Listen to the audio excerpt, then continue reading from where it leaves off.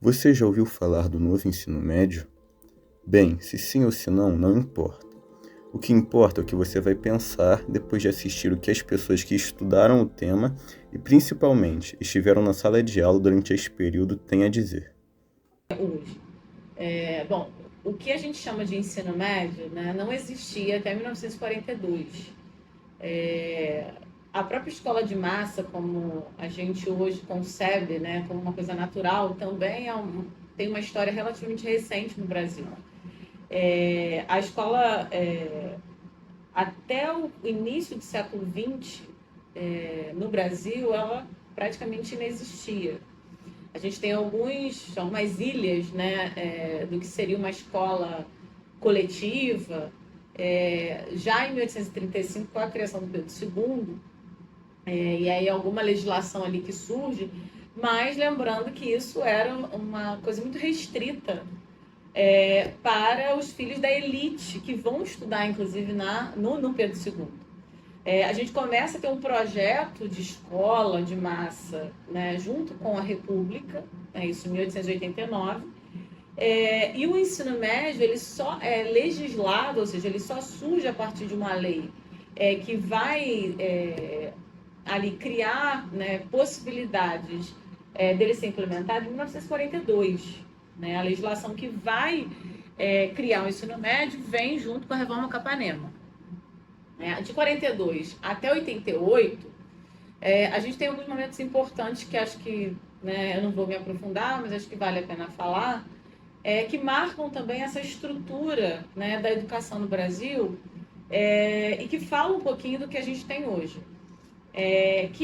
A gente tem a Era Vargas, né, e aí 42 está dentro do que a gente chama de Era Vargas, que é esse projeto de nação, né, que o Vargas ele vai ser muito importante, né, na criação desse projeto de nação, que tem uma marca de conciliação. Né? Então, o Vargas está lá conciliando com a classe empresarial e tentando, inclusive, criar, né, uma classe trabalhadora mais inclusive, domesticada, né, para se inserir nesse mercado de trabalho que essa classe empresarial está, né, ditando. Então, ele faz muito, né, esse lugar aí de conciliador. E a educação ela vai estar nesse bojo aí da Era Vargas. Lembrando que a gente tem uma ditadura, né, de 37 a 45, vigorando na Era Vargas, e isso diz muito também sobre esse modelo de educação, que acaba também sendo inserido numa dualidade educacional, ou seja, né, a história do Brasil ela é sempre marcada por uma educação para os filhos da classe trabalhadora e uma educação, né, diferente para os filhos da elite. Isso vai estar aí presente, né, nos diversos momentos da história. Depois, né, de 45 a 64, a gente tem aí um período que a gente chamaria de período democrático, que novamente é interrompido, né, em 64, que vai até 88 com a ditadura militar. Então, esse momento é mais um momento onde parte, né, da construção e da proposta de rompimento com essa dualidade educacional, que vem da década de 50, década de 60, é um momento muito importante, né? A gente tem experiências acontecendo, né, experiências escolares acontecendo, de propostas de educação para a classe popular sendo interrompidas durante a ditadura militar. Antes de falar de 88, falar da Lei 5.692/71, que é uma lei criada na ditadura militar, né, onde se coloca o ensino médio, né, num lugar. Que lugar é esse? A partir de 71, todo o ensino médio deveria agora ser profissionalizante. Então, todas as escolas públicas e privadas precisariam agora ter um ensino profissionalizante. Né? Essa lei ela marca a história da educação. Né? Quando você alia, né, o ensino médio ao ensino profissionalizante, você rompe, né, a priori com essa dualidade. Né? Por quê? Porque historicamente a gente tem um ensino médio, que a gente chamaria de propedêutico, sendo destinado aos filhos da elite, e o ensino técnico profissionalizante sendo destinado aos filhos da classe trabalhadora. Com a Lei 5.692, a gente poderia ter a impressão de que, olha, agora todos vão ter os dois. Só que se você não garante condições para que isso se efetive, isso não acontece.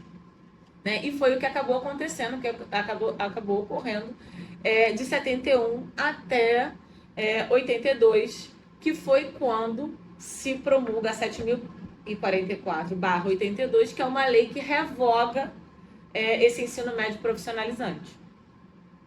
E aí passa, né, voltar a ter a dualidade educacional, ou seja, você pode ter o ensino médio e você pode ter o ensino profissionalizante, não necessariamente os dois precisam mais estar juntos. Né? Isso é ruim. A 6840 como uma proposta de criação, né, como se fosse ali o berço da proposta do novo ensino médio, sendo gestada, sendo criada dentro do governo Dilma, inclusive sendo proposta por um deputado do PT. Falando desse deputado, a produção desse documentário tentou um depoimento com a assessoria do deputado Reginaldo Lopes, do Partido dos Trabalhadores de Minas Gerais. No entanto, não obtivemos resposta até o fechamento deste documentário, mas conseguimos uma entrevista com o professor André, que participou dos debates em 2013.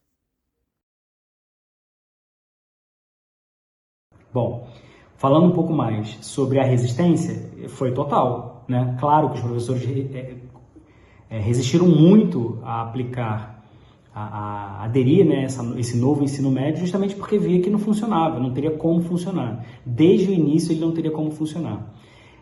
Principalmente pelo fato de que ele foi imposto, né? Ele não foi discutido. Houve uma discussão inicial, né? Lá atrás, no governo Dilma, essa ideia de reformulação do novo ensino médio começou Lula 2, né? Abriu-se a discussão, né? Como fazer com que o currículo fique mais interessante para todos. Dilma, mas aí ele deixou para lá, não foi à frente. Dilma, sim, foi uma grande defensora, né, dessa reformulação, dessa transformação do ensino médio, e abriu uma consulta pública aos professores. E aí sim, eu acho que deveria funcionou, né, esse primeiro momento, onde nós fomos convocados. Eu, enquanto professor da rede municipal, recebi o convite para participar de uma reunião, foi até em uma escola polo do município, na Tijuca, onde discutimos esse novo ensino médio, né, o que seria um currículo mais atrativo, mas que funcionasse, né? Que não perdesse os conteúdos importantes para esse aluno poder fazer um vestibular, mas que de alguma forma ele trouxesse mais, gerasse mais adesão, né? Por parte dos alunos. Então eu participei dessa reunião e aí todos os municípios do estado do Rio de Janeiro fizeram essas reuniões, criaram um documento. Esse documento virou um documento único para o estado, que foi para nível regional, então todo o Sudeste e o Sul fez, o Norte, para depois chegar a Brasília e criar um documento final e montar esse novo ensino médio de acordo com as demandas colocadas por profissionais de educação. Em entrevista exclusiva com a Secretaria de Educação do Estado do Rio de Janeiro, Roberta Barreto fez um balanço do novo ensino médio. Bom dia, secretária. Sobre a aplicação do novo ensino médio, quais são os resultados que a gente está tendo até agora? O novo ensino médio, ele tem que alcançar uma expectativa dos estudantes e dos professores. Ele deve envolver a sua aptidão enquanto estudante para o seu projeto de vida, estimulando que você se aperfeiçoe cada vez mais naquilo que você escolheu como sua carreira profissional, mas também tem que oferecer a igualdade da base curricular comum. Não é? Por quê? Porque dentro de toda e qualquer profissão, o seu conhecimento geral pode te tornar um sujeito atuante nas suas práticas. Então, é esse o grande desafio do ensino médio. Professor que soubesse fazer doces para venda online. Então, acabou que nos primeiros 2 bimestres eu não tive essa matéria.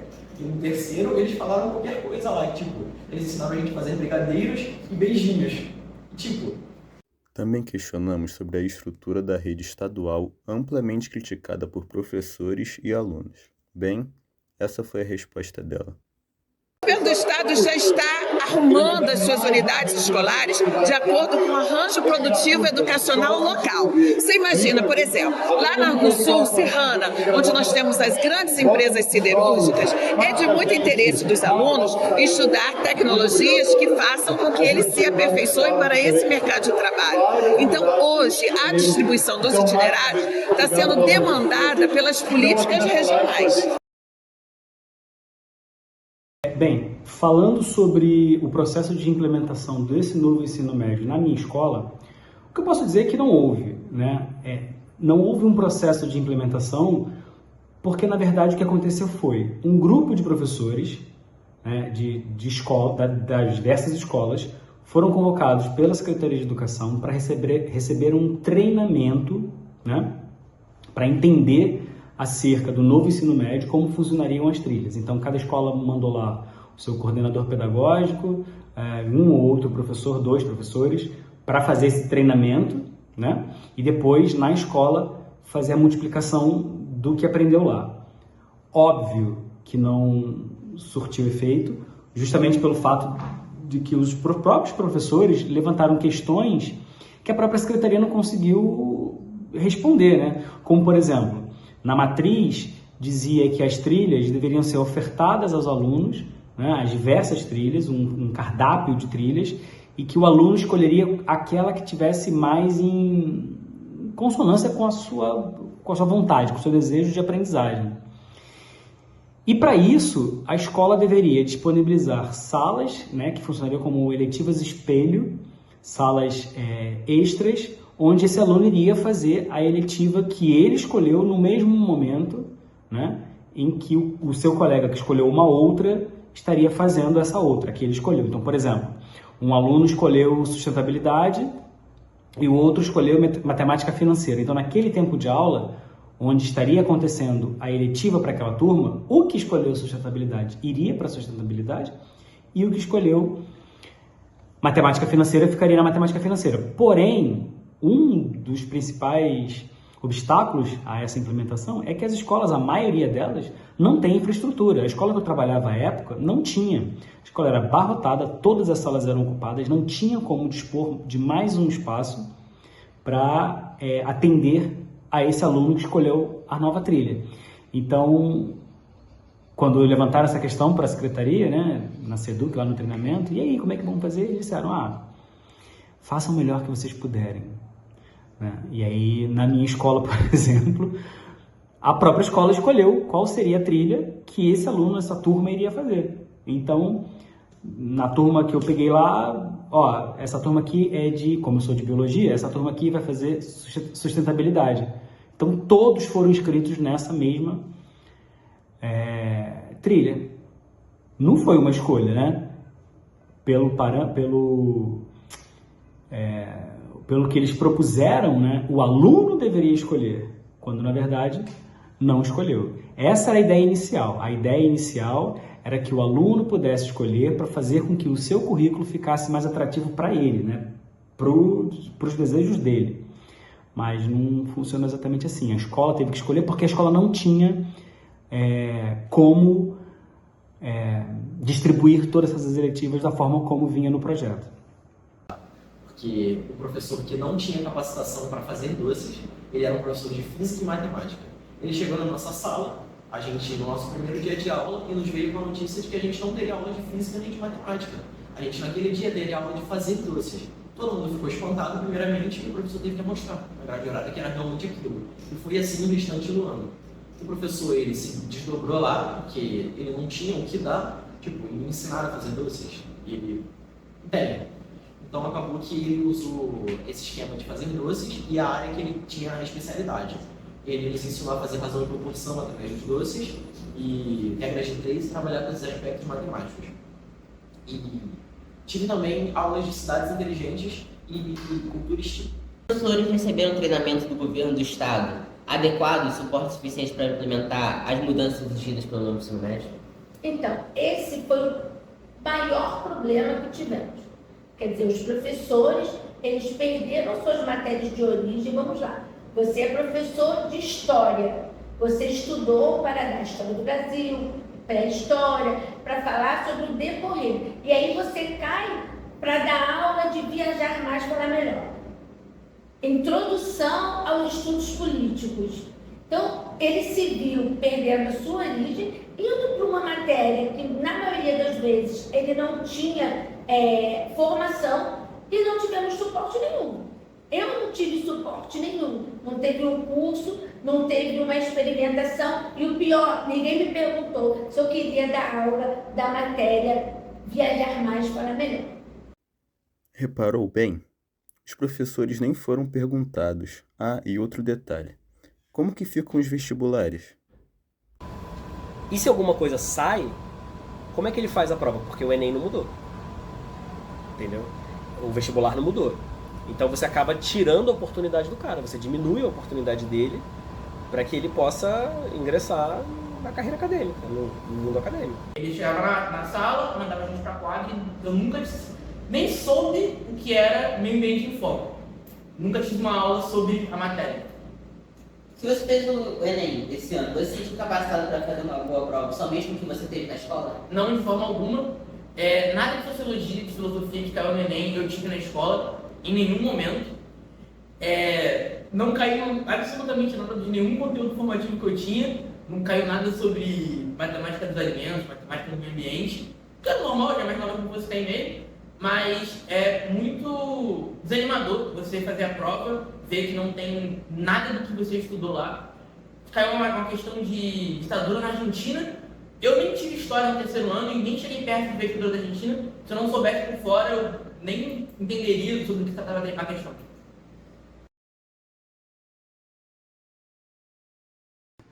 Né, o que a gente chama de tubarões da educação, né, que é o setor privado dominando, inclusive, o setor educacional, não só do ensino básico, mas também da graduação, do ensino universitário, vai se consolidar também na presença desses setores, dos interesses desses setores privados, tanto desses setores, né, da área profissionalizante, quanto também, né, da área acadêmica, no governo Lula. Em 2017, o MEC e a grande mídia lançaram campanhas promovendo o novo ensino médio como solução para a desigualdade. Por trás desse discurso, instituições privadas atuavam com força total. Fundos como o Instituto Unibanco, Fundação Lema, Instituto Ayrton Senna e Fundação Roberto Marinho participaram da elaboração da reforma e ainda hoje lideram o movimento pela base. A Fundação Lema influenciou diretamente políticas públicas, com presença até em secretarias de educação. O Instituto Unibanco implantou programas que viraram modelo da nova estrutura. O Instituto Ayrton Senna defende o ensino por competências. E a Fundação Roberto Marinho amplia sua presença nos conteúdos dos itinerários formativos. Essas fundações não só apoiaram, elas ajudaram a moldar a reforma, defendendo uma visão de educação alinhada à lógica do mercado. A pergunta que fica é esta: quem está de fato decidindo os rumos da escola pública?